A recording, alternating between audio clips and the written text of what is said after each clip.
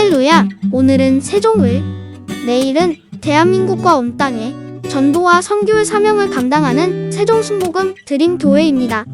하나님의 사랑과 은혜가 치유와 응답이 있는 성령 충만한 교회입니다. 구독과 중보기도로 드림가족이 되어보세요. 오늘도 주 안에서 참 좋은 날입니다. 고린도후서 1장 7절 이하에 있는 말씀을 가지고 공부를 하겠습니다. 7절 다 같이 우리 읽겠습니다.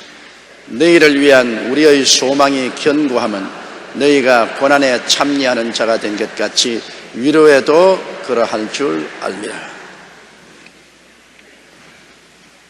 소망이 있다는 것은 너무나 좋은 것입니다. 소망이 끊어지면 모든 것은 사라집니다. 여러분, 유명한 단테의 신곡에 보면 그 지옥편에 사람이 지옥에 들어가기 전에 먼저 입구에 이런 글이 써 있답니다. 이곳에서는 소망이 없다. 지옥이 가장 무서운 것은 지옥에는 소망이 없다는 것입니다. 아무리 괴로워도 내일에 대한 바늘구멍만한 소망의 빛이 비치면 그 소망을 부여잡고 살아갈 수가 있는데, 전혀 소망이 없다면 그는 죽음과나 다른 것이 없습니다. 이러므로 소망을 갖는다는 것은 좋죠. 바울 선생께서 고린도 교회에 대한 소망이 견고하다. 왜 소망이 견고하냐? 고린도 교회가 바울 선생이 당한 고난에 참여한 자가 된 것 같이 위로에도 참여한 줄을 알기 때문에, 사람이 고난에 같이 하고 위로에 함께하면 변하지 않는다는 것입니다. 고통당할 때 다 버리고 떠나버리고 위로받을 때만 우르르 찾아오면 믿을 수가 없죠. 사람은 시험과 환난과 고통당할 때 함께하면 그 사람 나중에 위로받을 때도 함께하고 변하지 않습니다. 바울 선생이 고린도 교회를 볼 때 고린도 교회에서 좋을 때는 함께 교회에서 동참하고 뛰다가 교회가 시험과 환난을 당할 때 밀려가듯이 싹 나간 그 사람들은 믿을 수 없는 사람이에요. 소망을 가질 수 없는 사람이에요. 나 교회가 시험과 환난을 통할 때 더 열심히 출석하고 열심히 기도하고 교회를 굳건히 지킨 그 사람은 고난에 참여한 거지. 이제 그리스도가 성령을 부어주시고 은혜를 주시고 복을 주실 때 위로에도 참여하게 되는 것입니다. 이런 사람들은 믿을 수가 있습니다. 소망을 가질 수가 있는 것입니다. 그래 바울 선생은 고린도 교회에 남아있는 성도들을 참으로 대견스럽게 생각하고 그들에게 소망을 두었습니다. 왜냐하면 이제 변치 않을 만세반세우에 쓴 것이 증명되었기 때문인 것입니다. 고난의 가치에서 위로의 가치에 있었으니 그들이 더 이상 움직일 도리가 없는 것입니다. 8절요. 형제들아, 우리가 아시아에서 당한 환난을 너희가 알지 못하기를 원치 아니하느니 힘에 지나도록 심한 고생을 받아 살 소망까지 끊어진다. 고난은 여러분 두 가지 고난이 있어요. 예수 그리스도의 복음을 위해서 당하는 고난, 그리스도를 위해서 스스로 선택한 고난은 하나님께서 당하기를 원하시고 이렇게 고난당할 때는 기뻐하고 즐거워하라 하늘에서 상이 크다고 말한 것입니다. 예수 그리스도의 복음을 전하다가 당한 고난은 이거는 영광스러운 고난인 것입니다. 이건 하늘의 상급이 크고 하나님께서 기뻐하십니다. 그리스도를 위해서 부모, 처자, 형제들에게 버림을 당하는 사람도 있고 재산 다 탈취당하고 그리스도를 위해서 감옥에 잡혀 들어가기도 하고 혹은 순교를 당하기도 합니다. 이런 고난은 하나님께서 건져주지 않습니다. 왜냐? 이 고난을 통해서 하나님 영광을 받으시기 때문인 것입니다. 대속의 고난이라고 말합니다. 따라서 말씀, 대속의 고난. 예수 그리스도의 고난에 참여하는 것입니다. 예수 그리스도의 십자가 고난에 참여합니다. 예수 그리스도는 우리를 구원하기 위해서 복음을 위해서 당하는 고난인 것입니다. 우리가 복음을 위해서 당하는 고난은 그리스도의 고난에 참여하는 것으로 하나님께서 면하게 해주지 않습니다. 주님께서도 겟세마네 동산에서 할 수만 있으면 이 잔을 내게서 떠나게 하옵소서, 그러나 하나님 떠나게 하지 않았습니다. 여러분이 예수 믿기 때문에 당하는 고난, 혹은 예수 그리스도의 복음을 위해서 내 재산을 다 팔아서 하나님 사업에 바쳤다. 예수 그리스도의 복음을 위해서 내가 자진해서 저 오지에 들어가서 생활에 많은 괴로움과 고통을 당하면서 복음 사업을 한 그런 고난은 영광스러운 고난이요 그리스도의 십자가의 고난에 참여하는 고난인 것입니다. 그러나 하나님이 원치 않은 고난이 있습니다. 그것은 아담이 타락함으로 말미암아 마귀와 죄로 말미암아 온 고난은 하나님 원치 않습니다. 마귀와 죄로 말미암아 온 고난을 주님이 제끼기 위해서 십자가에 못 박인 것입니다. 예수님은 십자가에서 죄를 대속하고 죄를 멸하기 위해서 고난당하지 않으셨습니다. 그러므로 죄로 말미암아 당하는 고난은 일절 주님이 원하지 않습니다. 죄는 멸해버려야 되고 없애버려야 되지, 죄를 걸머지고 고난당하는 것은 주님이 원치 않습니다. 주님은 우리 대신하여 죄를 짊어지고 몸짓고 피 흘려 고난당하심으로 죄를 멸하신 것입니다. 세속과 마귀 때문에 고난당하는 것도 원치 않습니다. 여러분, 세속에 취해가지고서 마귀와 함께 술 취하고 알코올 중독으로 혹은 아편 중독으로 도박광이 되고 음란하고 방탕해서 당하는 고통, 이런 것 주님은 원치 않습니다. 이거는 마귀와 세상이 가져온 고통으로 주님은 이를 멸하시기 위해서 십자가에서 마귀와 힘써 싸워 이기신 것입니다. 이러한 고난은 단항이 벗어버려야 됩니다. 예수 이름으로 물리치고 우리가 거룩함과 성령 충만을 바라야 되는 것입니다. 병 때문에 당하는 고난은 원치 않습니다. 예수님께서는 하는 곳마다 병을 고치시고 마귀를 내어 쫓았습니다. 그렇게 초대교회에 핍박과 고난을 많이 받아도 사도들 다니면서 귀신 들린 자, 병든 자는 다 고쳤습니다. 그것은 하나님께로부터 온 고통이 아닙니다. 마귀가 가져온 고난입니다. 이거는 하나님이 원치 않습니다. 병으로 고생하는 것, 마귀에게 눌려 고생하는 것 하나님 원치 않습니다. 이는 해방시켜야 되는 것입니다. 그리고 이유 없이 저주와 가난에 고생하는 고난 주님 원치 않습니다. 예수 믿는 사람은 가난하고 헐벗고 굶주려야 하나님께 영광이 된다. 그건 안 굶어 보아서 그런 소리 합니다. 사람이 배가 고프면 평소에 눈물을 흘리지 않은 사람도 웁니다.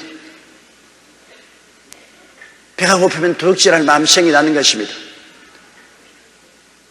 배가 고프면 고향 산천 버리고 남부 여대에서 두만강도 건너고 압록강도 건너서 사생 결단하고 피난을 가는 것입니다. 배고픔으로 온 고난 주님이 원치 않습니다. 그렇기 때문에 사도 바울 선생은 저 소아시아 지역이나 아가야 지역에 있는 교회들에게 끊임없이 헌금을 거두어서 핍박을 받아 배고픈 예루살렘 성도들에게 물자로 도와주었습니다. 배고픈 고난이 하나님의 영광인 것 같으면 물자를 모아서 도와줄 필요가 없잖아요. 우리가 저주받고 가난한 것을 주님께서 멸하기 위해서 십자가에서 대신 저주를 받고 대신 가난해서 청산한 것입니다. 뭐 자기가 게을러서 가난한 거야 어찌할 도리가 없죠. 그러나 열심히 일해도 열매를 맺지 못하는 이러한 삶에서 해방되기 위해서 주님은 십자가에서 저주를 제하시고 아브라함의 축복을 허락하신 것입니다. 배고픔의 고난에서 해방되고 남에게 배고픈 사람에게 도와줄 수 있어야 됩니다. 주는 자가 받는 자보다 복이 있다고 하니까 우리가 있어야 주지요. 없으면 줄 수가 없지 않아요. 또 죽음의 고난을 주님께서 원치 않습니다. 고난이 하나님의 영광이라면 죽어서 지옥 가야죠. 하나님은 우리가 죽어서 지옥 가는 고난을 면하게 하기 위해서 그 아들 예수님이 죽어서 음부에 내려갔다가 사흘 만에 부활하심으로 사망과 음부를 철폐했습니다. 받지 말아야 될 고난은 예수님이 십자가에서 대속한 은혜는 받아들여서 모든 그 고난은 우리가 철폐해야 됩니다. 죄로 인하여 다가오는 고난, 마귀와 세속으로 인해서 오는 고난, 질병으로 오는 고난, 저주와 가난으로 인해서 오는 고난, 그 다음 죽음으로써 지옥 가는 고난은 주님이 십자가에서 다 멸해버리신 것입니다. 그러면 우리가 하나님이 기뻐하는 고난은 그리스도의 복음을 위해서 당하는 고난인 것입니다. 예수 그리스도를 믿음으로 말미암아 내 가정과 친척과 동포와 세계 가운데서 웃음거리가 되고 혹은 감옥에 들어가기도 하고 헐벗고 쫓겨나기도 하고 순교당하기도 하고 이런 고난은 하늘에서 상급이 큽니다. 그래서 바울 선생은 여기 말하기를 형제들아 우리가 아시아에서 당한 환난을 너희가 알지 못하기를 원치 않으니 힘에 지나도록 심한 고생을 받아 살 소망이 끊어져. 여러분 고난도 내가 견딜 만한 고난이 있고 이제는 도저히 내 힘으로 감당하지 못할 고난이 있습니다. 그럼 소망이 끊어지죠. 내 힘으로 감당할 고난은 내가 싸워나가지만은 내 힘으로 감당하지 못할 고난이 다가오면 그때는 소망이 사라지고 인생을 포기하게 됩니다. 바울 선생께서 아시아에서 당한 환난이 너무나 심해서 이제는 감당할 수가 없어요. 이제는 소망이 다 끊어졌습니다. 9절요. 우리 마음에 사형선고를 받은 줄 알았으니 이는 우리로 자기를 의뢰하지 말고 오직 죽은 자를 다시 살리시는 하나님은 의뢰합니다. 바울 선생 말하십시오. 극심한 고난으로 사형선고를 받은 것 같아요. 여러분 사형선고를 받은 사람은 이제 희망이 없지 않습니까? 죽을 날짜가 정해졌으니까.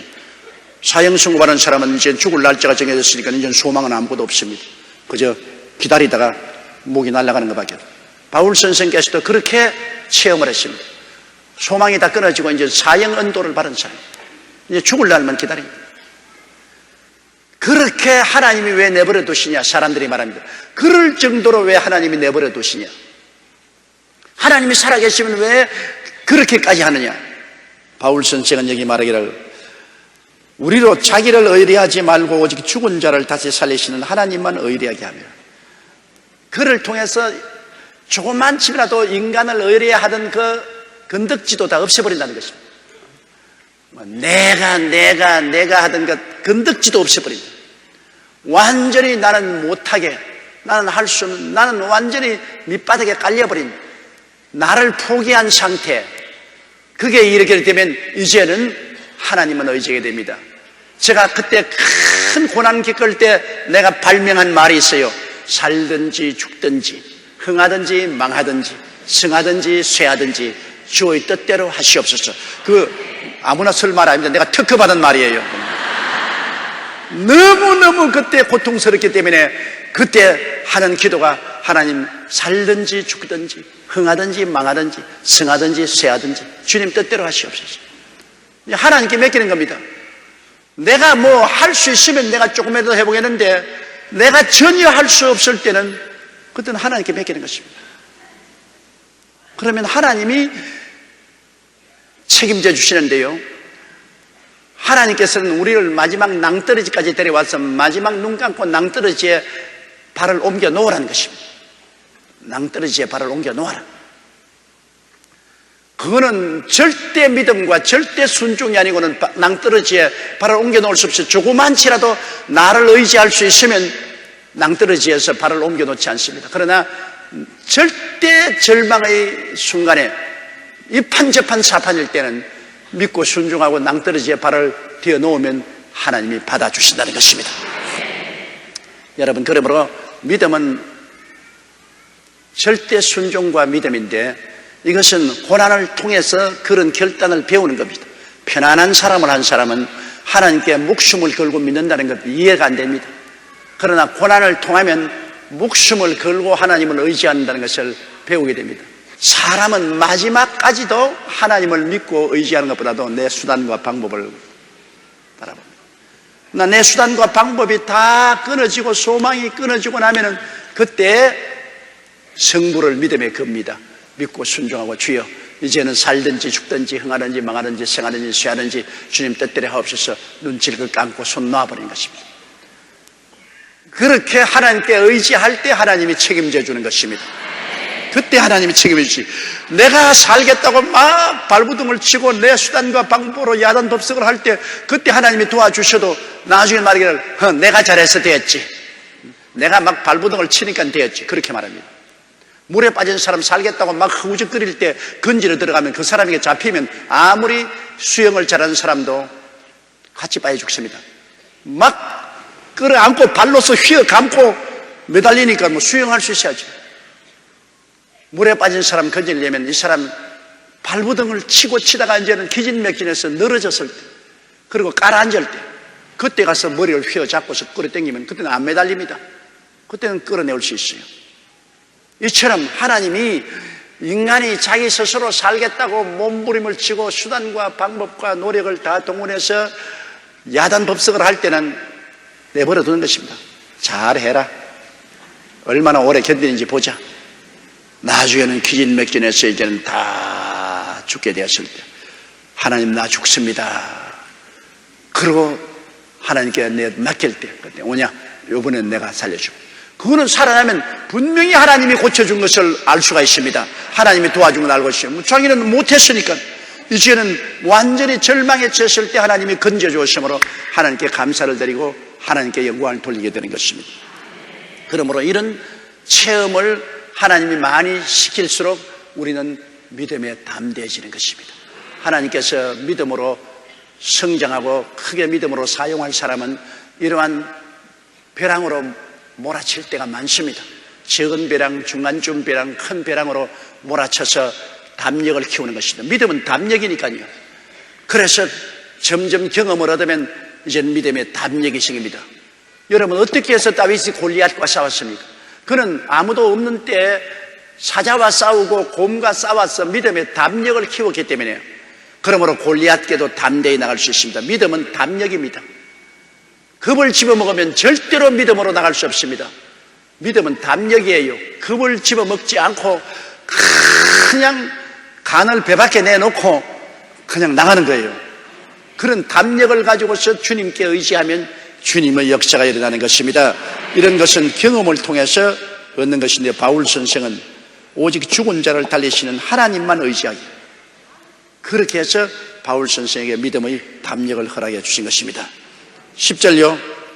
그가 이같이 큰 사망에서 우리를 건지셨고 또 건지시리라. 또한 이후에라도 건지시기를 그를 의지하여 바라노라. 이게 이제 담력을 얻은 여러분 고백입니다. 바울 선생이 그런 어마어마한 환난과 죽음에서 하나님이 건져 주었기 때문에 그가 이같이 큰 사망에서 우리를 건졌다. 경험이 있습니다.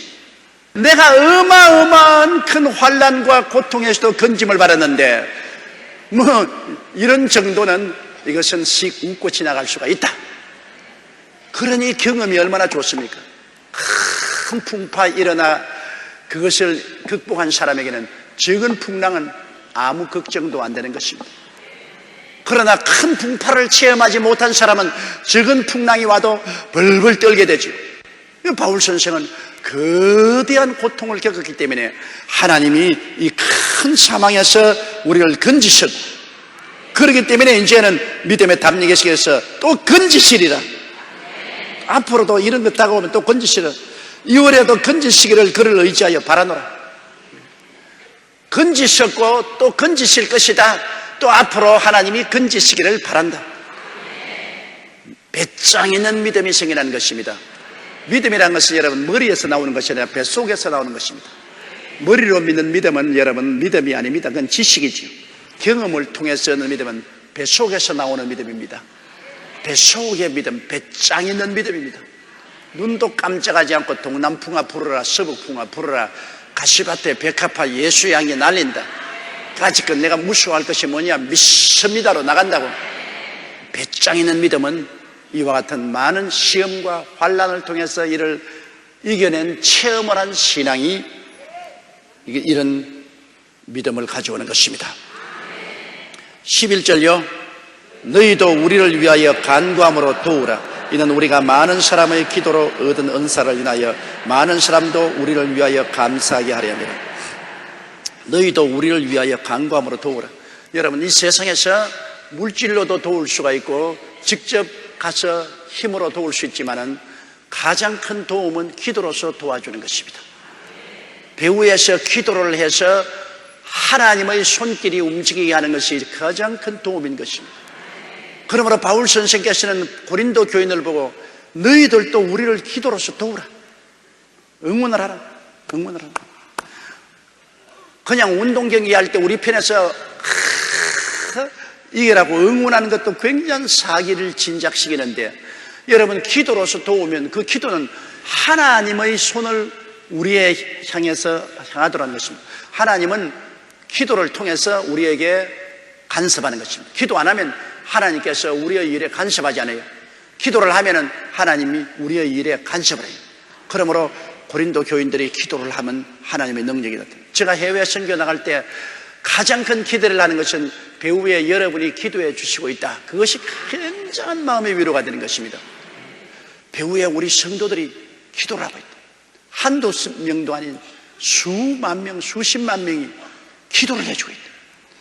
그 기도가 하늘의 마귀의 권세를 깨뜨리고 하나님의 권세와 능력을 허락하신다. 그렇기 때문에 여러분, 제가 가는 곳마다 수십만, 100만이 넘는 군중들을 모아놓고 복음을 전할 수 있은 이유가 배후에 기도가 있기 때문에 그런 것입니다. 아마 이 세계에서 가장 배후에 큰 기도의 세력을 가지고 있는 사람이 제일 것입니다. 이만한 많은 성도들이 기도를 해주는 목사가 별로 많지 않죠. 그렇기 때문에 담대할 수 있는 것입니다. 기도로 도와주는 것, 이거 어마어마한 도움인 것입니다. 우리가 우리나라와 민족을 위해서 다 합쳐 기도하면 하나님이 이 나라와 이 민족을 위해서 역사를 운전하십니다. 하나님이 운전하시는데 여러분, 누가 감히 감당했습니까? 우리나라가 별로 정치가 평탄하지 못하고 사회가 편안하지 못해도 이런 정도로 살고 이런 위협과 어려움 가운데서 존속할 수 있는 것은 기도 덕분입니다. 성도가 기도를 하기 때문에 떨어지면 낙동강하다가 또 살아나고, 떨어지면 낙동강하다가 또 살아나고, 뭐 한두 번이 아닌데 왜? 하나님이 우리의 기도를 들으시고 하나님의 능력을 나타내어서 우리를 살려주었으니 또 앞으로도 살려주실 뿐 아니라 또 살려주기를 기대하는 것입니다. 바울 선생께서도 너희도 우리를 위하여 간구함으로 도우라고 그랬어요. 간절히 기도함으로 도와라. 이는 우리가 많은 사람의 기도로 얻은 은사를 인하여 많은 사람도 우리를 위하여 감사해요. 바울 선생은 겸손합니다. 너희가 기도를 많이 해줌으로 하나님이 은사를 주셔서 내가 설교도 하고 병자에 대한 기도도 하고 교회 행정도 다스릴 수 있다. 하나님이 선물을 주시는데 고린도 교인들의 기도를 통해서 하나님이 바울 선생에게 은사를 주었어요. 그래서 그 은사를 통해서 많은 사람에게 복음을 전가하고 치료하고 은혜를 베풀어서 그들이 감사하게 만들어줍니다. 그 사실입니다, 여러분. 여러분이 저 위해서 기도를 많이 해주시면 그만큼 하나님의 은혜를 많이 주면 은혜를 받으면 그만큼 제가 또 여러분에게 보답을 하는 것입니다. 왜 주일날 말씀을 전가하고 3일날 말씀을 전가하고 기도할 때 은혜가 넘쳐나야지, 은혜가 없으면 소용이 없지 않아요? 아무리 청산유수로 말 잘해도 여러분 말 들어 교회에 오는 것은 아닙니다. 웅변 들으러 오는 것 아니에요. 그럼 교회는 왜 오느냐? 은혜 받으러 오는 것입니다. 그럼 주의 종이 말씀을 전가할 때 하나님이 함께 계셔서 성령의 생수가 넘쳐 흘러서 여러분 마음속에 은혜가 가득하여 염려, 근심, 불안, 초조, 절망에서 다 해방되고 믿음, 소망, 사랑에 넘치게 되는 역사가 일어나게 되는 것은 하나님의 성령의 역사인데, 이걸 어떻게 쓰느냐? 여러분이 기도해서 나에게 채워주고 그 다음에는 여러분이 받아먹는 것입니다. 소나 염소를 잘 먹여놓고 젖 짜먹는 것처럼 여러분 저에게 기도를 많이 해주고 저에게 젖을 짜먹어야 돼요. 기도를 안 해주시면 제가 하나님의 은사를 받지 못하면 여러분을 모실 수가 없어요. 하나님의 사역이란 전적으로 성령의 역사가 임해야 되는 것입니다. 아무리 좋은 교회를 짓고 아름다운 시설을 해놔도 성령의 역사가 없으면 사막입니다. 사막. 무덤입니다. 무덤. 아무 필요가 없이. 그러나 천막 치고 가만히 깔아놓아도 성령의 기름 부음이 넘치면 천국입니다. 천국. 그 속에 그냥 하나님의 영광이 충만하고 변화를 받고 새로운 역사가 일어나는 천국이 일어나는 것입니다. 성령의 역사가 있어야 돼요. 성령의 역사가 없는 교회는 그것은 빈 껍데기요, 큰 미랄을 공동묘지인 것입니다. 그 다음 우리 12절 다 같이 읽겠습니다. 우리가 세상에서 특별히 너희에 대하여 하나님의 거룩함과 진실함으로써 하되 육체의 지혜로 하지 아니하고 하나님의 은혜로 행함은 우리 양심이 증거하는 바니 이것이 우리의 자랑이라. 고린도 교인들에게 대하는 삶의 태도는 하나님의 거룩함과 진실함입니다. 많은 주의 종들이 사기치지 않아요. 소위 말하는 은혜를 받았다는 자책하는 사람들이 사람들에게 기도받으러 오면 봉투 가지고 오라고 합니다. 언제 예수님이 중풍병 환자가 기도받으러 왔을 때 너 몇 년 중풍 앓았니? 봉투 준비했어? 예수님이 그렇게 묻는 거 보았어요? 근데 요사이는 기도 동산에나 은혜자에 가서 기도받으러 가면 봉투부터 먼저 보자 그럽니다. 봉투 준비했느냐? 이건 뭐 전부 장사 치는 것 같고 사기 치는 것 같고 방탕. 이 교회와 주의 사업이 맑고 밝고 환하고 거룩해야지 주의 사업이 이렇게 혼탁했어야 어떻게 되겠습니까? 하나님의 나라가 여러분 맑고 밝고 환하지 못하고 거룩하지 못하고 성도들을 미혹해서 돈 버는 곳으로 만들고 그러고 음란하고 방탕하다면 하늘나라가 어떻게 설 수 있겠습니까? 바울 선생은 우리가 너에게 나갈 때는 우리는 일절 거룩했다. 그건 세속과 우리는 타협하지 않았던 것입니다. 그러므로 돈 벌기 위해서 너에게 나간 것도 아니고 너희들을 이용하기 위해서 나간 것도 아니고 일절 하나님 편에 서서 너희들 영혼의 유익을 위해서 복음을 전개했지 우리가 너희들 이용하려고 한 것은 일절 거룩했다. 성경에는 하나님께서 내가 거룩하니 너희도 거룩하라고 했는데 우리 주의 종은 말할 필요 없거니와 성도들도 하나님이 원하시는 것은 거룩인 것입니다. 세상과 합쳐지지 않은 것입니다. 아주 세상과 잡탕이 되어서 사는 것은 그건 믿는 것인지 안 믿는 것인지 알지 못해요. 우리는 거룩하게 한 마음으로 한 주님을 섬겨야 되는 것입니다. 뭐 하나님 믿는다고 하면서 절간에 가서는 부처복은 또 일하고 또 교회 가서는 찬송합시다 하고 또 세상에서는 도박한다고 이건 뭐 믿는 건지 안 믿는 건지 크리스찬인지 아닌지 아예 완전히 잡탕이에요. 잡탕. 그런 사람들이 많다고요. 여러분 한결같은 마음으로 주님을 섬겨야지. 변함없는 마음으로 주님을 섬겨야지. 그것이 거룩한 것이. 거룩이라는 것은 세상을 등지고 세속을 등지고 하나님을 섬기는 것입니다. 세상을 등지는 것은 세상에 우리 살아야 됩니다. 세속 말입니다. 썩어지고 부패하고 문드러진 부정부패한 세속을 등지고 깨끗한 마음으로 하나님을 섬기는 것이 거룩하게 섬기고 또 진실한 거짓을 말하지 않고 진실한 것. 사람은요 이 세상에서 사업을 하더라도 진실한 사람이 언제나 성공을 하지 사업적인 두뇌가 많고 그냥 수단과 방법이 많다고 성공하는 건 아닙니다.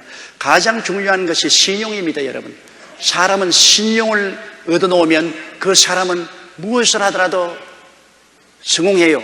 신용을 잃어버린 사람은 신용불량자는 어디 가도 실패하는 것입니다. 성실보다 더 좋은 지혜는 없습니다. 진실한 것. 저 사람은 말이야 절대로 변하지 않는다. 저 사람은 믿을 수 있다. 얼마나 좋은 말입니까? 저 사람 믿을 수 있는 사람이다. 저 사람은 거짓이 없다. 진실한 사람이다.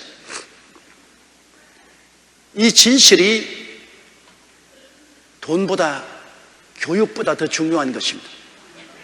뭐 인류 대학을 나오고 지위와 명예를 얻으면 잘 살 수 있다 해도 진실이 없으면 그런 거 다 소용없어요.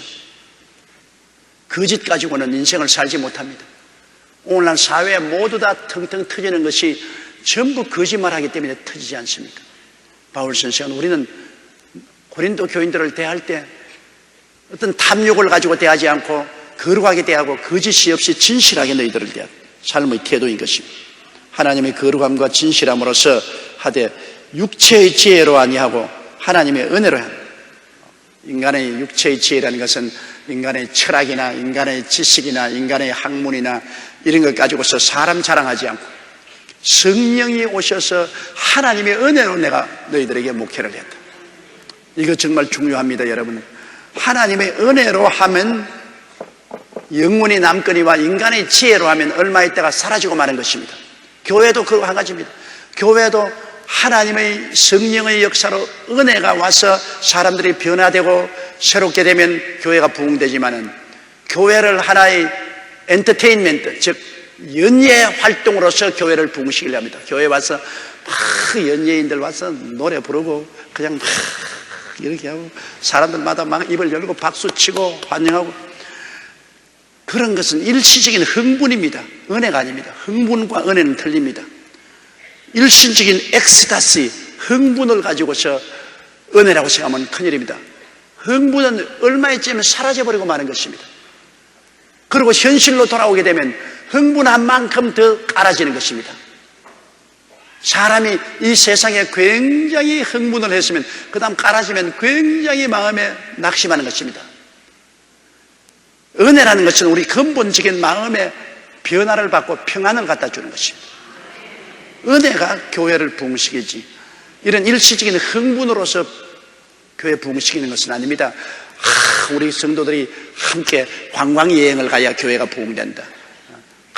교회 그냥 페스티벌을 해야 된다. 그러시면 교회에서 굉장히 식사 대접을 해야 됩니다.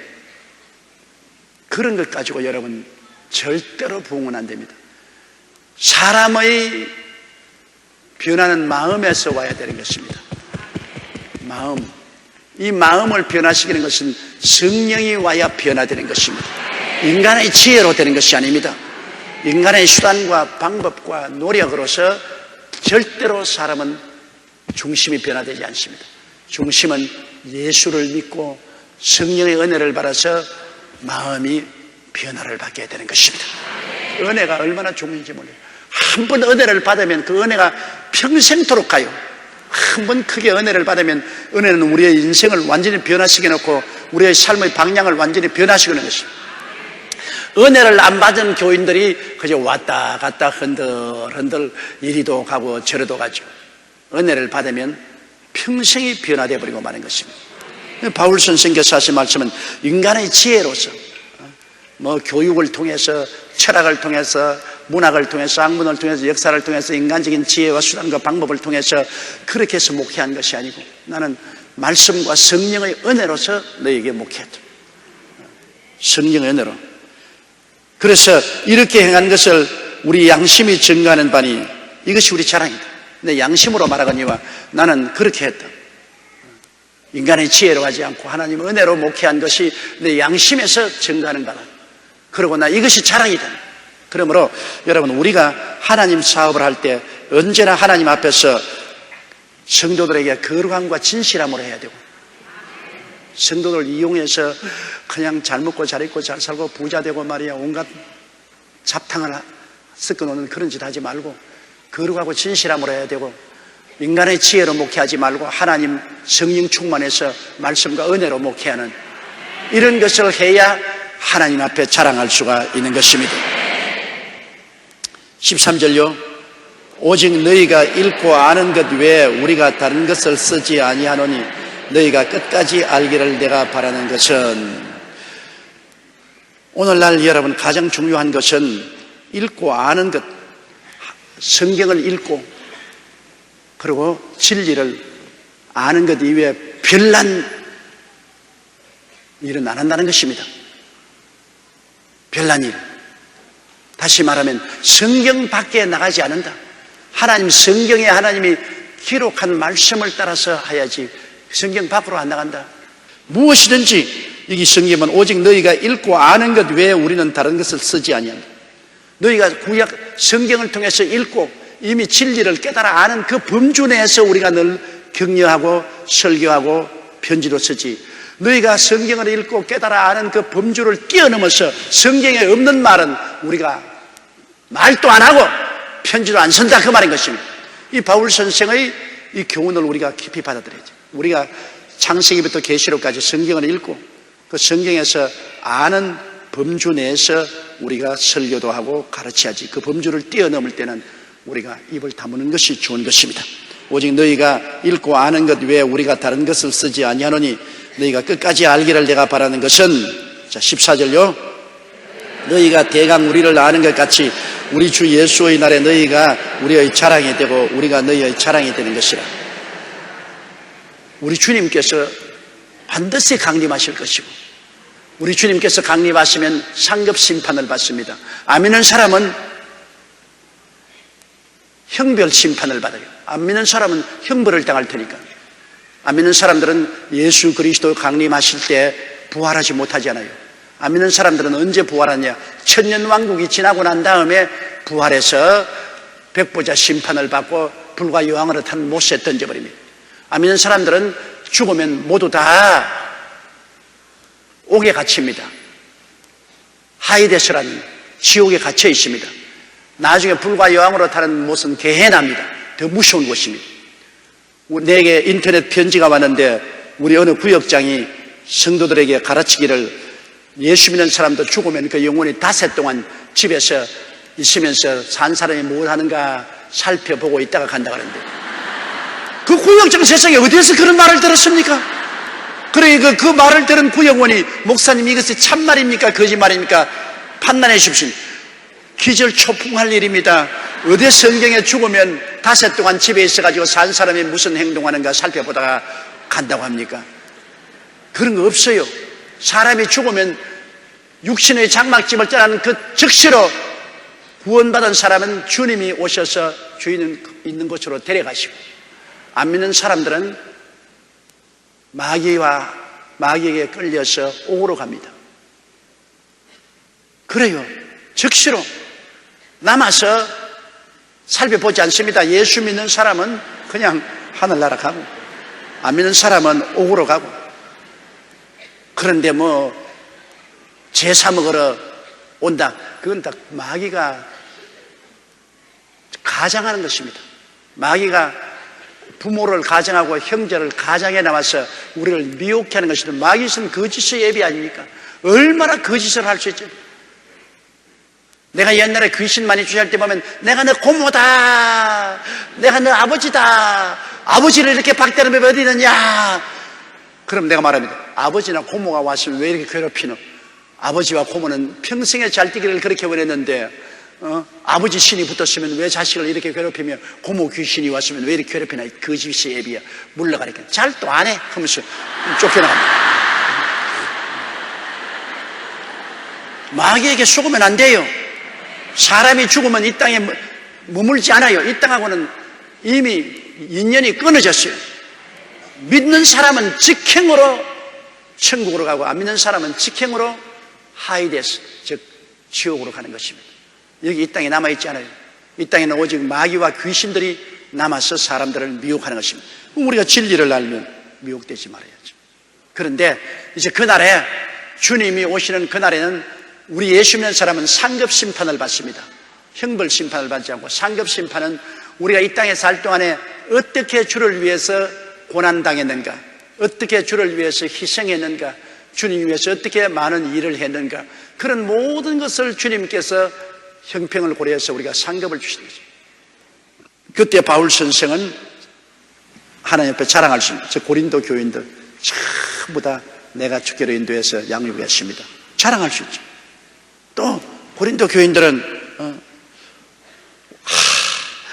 우리가 예수도 모르고 지옥 가는데 저 바울 선생이 와서 우리에게 전도해서 우리를 구원해서 이렇게 영광스럽게 했으니, 바울 선생을 우리는 정말 하나님 앞에 높이 칭찬하고 자랑합니다. 서로 자랑이 돼. 바울 선생은 자기의 칭찬이요 면류관이 된 고린도 교인들을 두고서 자랑하고, 고린도 교인은 바울 선생을 두고 자랑하고, 우리 나중에 천당 가면 서로 자랑의 대상이 됩니다. 저는 여러분이 자랑의 대상이 됩니다. 하나님, 제가 목회하는 가운데 찾아온 우리 성도들 말씀 듣고 변화받고 이 세상의 그 거센 유혹과 모든 어려움을 견디고 끝까지 믿었으니 얼마나 자랑스러운지 모릅니다. 난 여러분 자랑할 거예요. 그러면 여러분은 또 저 자랑할 겁니다. 우리는 조용기 목사 만나가 주일날 수요일날 말씀 듣고 기도받고 신앙에 성장했으니 우리는 목사님을 자랑으로 생각합니다. 서로 칭찬하고 서로 자랑하게 될 것입니다.